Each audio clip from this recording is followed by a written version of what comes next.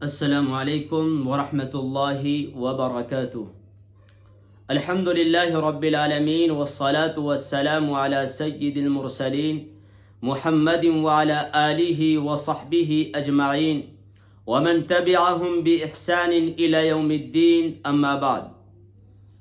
ناظرین، آج ہمارا عنوان ہے کہ وہ کون سے کام ہیں جن سے انسان اگر دنیا میں بچ جائے تو وہ اللہ کا محبوب بندہ بن جاتا ہے۔ سورہ فرقان آیت نمبر 68 میں اللہ تعالیٰ ارشاد فرماتا ہے، اعوذ باللہ من الشیطان الرجیم والذین لا يدعون مع اللہ الہا آخر۔ پہلا کام جس سے انسان کو بچنا چاہیے وہ ہے شرک، جس کا ذکر قرآن کریم کی اس آیت میں بیان کیا گیا ہے۔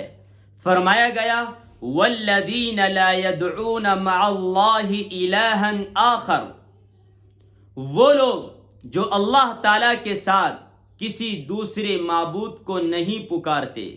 یہ کون ہیں؟ یہ اللہ کے قریبی لوگ ہیں، اللہ کے نیک بندے ہیں، اللہ کے محبوب بندے ہیں، وہ جو اللہ کے ساتھ کسی دوسرے معبود کو نہیں پکارتے، اللہ کی ذات میں، اس کی صفات میں کسی اور کو شریک نہیں ٹھہراتے۔ تو پہلی چیز تو یہ ہے کہ ہم تمام کو شرک سے بچنا ہے، اس لیے کہ شرک سب سے بڑا گناہ ہے۔ اللہ تعالیٰ نے سورہ نساء میں ارشاد فرمایا، ان اللہ لا یغفر ان یشرک بہ ویغفر ما دون ذلک لمن یشاء، کہ بے شک اللہ تعالیٰ شرک کے علاوہ ہر گناہ کو معاف کر دے گا جسے وہ چاہے گا۔ تو پہلا کام وہ یہ ہے کہ ہم شرک سے حتی الامکان بچیں اور شرک کے قریب نہ جائیں۔ نمبر 2، دوسرا کام جس سے ہمیں بچنا ہے اور اللہ تعالیٰ کے قریب ہونا ہے، دوسری چیز ہے وَلَا يَقْتُلُونَ النَّفْسَ الَّتِي حَرَّمَ اللَّهُ إِلَّا بِالْحَقِّ، کہ کامیاب اور اللہ کے محبوب بندے وہ ہیں جو اس نفس کو قتل نہیں کرتے مگر حق کے ساتھ، یعنی بے گناہ انسان کو کبھی قتل نہیں کرتے۔ اور جانتے ہیں انسان قتل کب کرتا ہے، دوسرے انسان کی ہتیا یا اس کو ہلاک کب کرتا ہے؟ اس وقت کرتا ہے جب انسان غصے میں ہوتا ہے۔ معلوم ہوا کہ غصہ ایک بہت بڑا گناہ ہے، اس لیے انسان کو ہمیشہ اپنے آپ پر کنٹرول کرنا چاہیے۔ بعض حضرات غصے میں آ کر بڑے بڑے گناہ کر دیتے ہیں، اس لیے اگر غصہ آئے تو انسان اگر کھڑا ہوا ہے تو بیٹھ جائے، اور بیٹھا ہوا ہے تو لیٹ جائے، اور لیٹا ہوا ہے تو وہاں سے اٹھ کر چلا جائے۔ اور اگر انسان کو زیادہ غصہ آ رہا ہے تو وہ پانی پی لے۔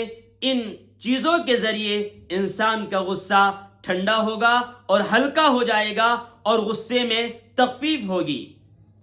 تو دوسرا کام یہ ہے کہ ہم کسی بے گناہ کو قتل نہ کریں، ہاں حق کے ساتھ۔ اس کا مطلب یہ ہے کہ تین صورتیں ایسی ہیں ان میں انسان کو قتل کرنا جائز ہے۔ نمبر 1، اگر انسان مرتد ہو گیا، اپنے دین سے پھر گیا۔ نمبر 2، کہ انسان نے کسی کے ساتھ زنا کیا، کسی عورت کے ساتھ بدکاری کی اور خود بھی شادی شدہ تھا، اس حال میں اس کو رجم کرنا اور اس کو دنیا سے ختم کرنا جائز ہوگا۔ اور تیسرے، قصاص میں اس کو قتل کرنا۔ مثلا ایک انسان نے کسی دوسرے آدمی کو قتل کیا، جس کو قتل کیا گیا اس کے گھر والوں نے کہا ہم بدلہ لیں گے، تو بدلے کے طور پر اس کو قتل کرنا جائز ہوگا۔ یہ 3 شکلیں ہیں، اس کے علاوہ کسی جان کو، کسی نفس کو، کسی انسان کو قتل کرنا حرام ہے۔ اور اگر کوئی کرے گا تو قرآن نے کہا فَجَزَاؤُهُ جَهَنَّمُ، اس کا بدلہ سوائے جہنم کے اور آگ کے اور کوئی نہیں ہوگا۔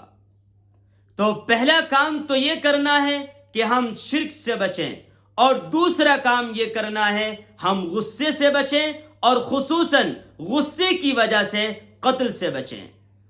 اور تیسرا کام جس کے ذریعے اگر ہم نے تیسرا کام چھوڑ دیا تو ہم اللہ کے قریب ہو جائیں گے، وہ کیا ہے؟ وہ یہ ہے وَلَا يَزْنُونَ، کہ زنا نہیں کرنا ہے، زنا سے دور رہنا ہے، بدکاری سے دور رہنا ہے۔ اللہ تعالیٰ نے سورہ بنی اسرائیل میں ارشاد فرمایا وَلَا تَقْرَبُوا الزِّنَا إِنَّهُ كَانَ فَاحِشًا، اے لوگو زنا کے قریب مت جانا، اس لیے کہ وہ ایک گندا عمل ہے، اس سے دور رہنا۔ اس لیے فرمایا گیا کہ 3 کام ایسے ہیں اگر انسان ان 3 کاموں سے بچ جائے تو وہ اللہ کا محبوب بندہ بن جائے گا۔ پہلا کام شرک، اور دوسرا کام غصہ یعنی غصے میں قتل کرنا، اور تیسرا کام زنا بدکاری۔ یہ 3 کام ہیں، ان سے ہمیں اور آپ کو بچنا ہے۔ پہلا کام شرک، ہم شرک سے دور رہیں۔ دوسرا کام غصہ، ہم غصے سے دور رہیں۔ اور تیسرا کام زنا اور بدکاری، ہم ان سے بھی دور رہیں۔ اگر آج ہم نے ان تینوں کاموں پر اس طرح عمل کیا کہ ہم ان تینوں کاموں سے دور رہے تو یقیناً ہم اللہ کے محبوب بندے بن جائیں گے۔ اللہ تعالیٰ عمل کی توفیق نصیب فرمائے۔ والسلام علیکم ورحمۃ اللہ وبرکاتہ۔